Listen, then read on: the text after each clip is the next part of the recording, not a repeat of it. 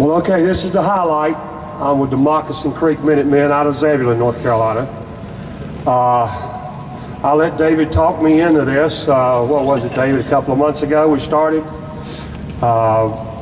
We've had an awful lot of activity. The unfortunate thing is the weather didn't cooperate, but I'll tell you this.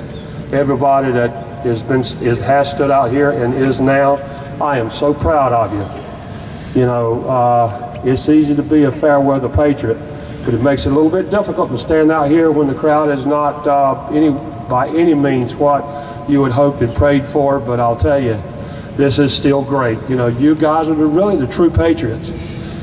Moccasin Creek started probably about a couple of years ago.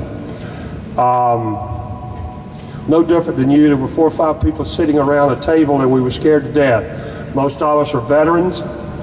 We didn't like what we see happening in our country and we were worried.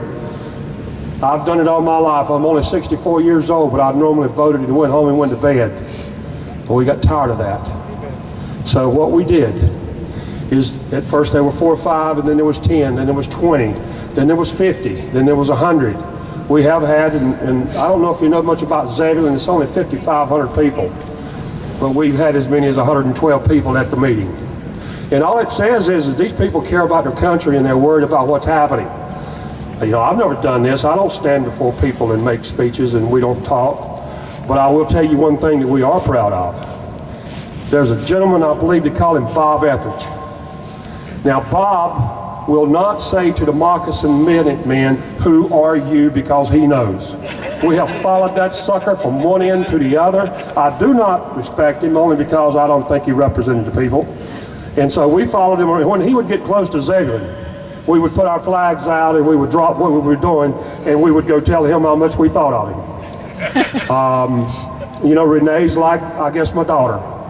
But I've told her too that if she goes to Washington and things don't work out right and she starts acting like the rest of the politicians, I will go up there and I will bend her over my knee and I will give her a spanking. She's only 47 years old. She's a child.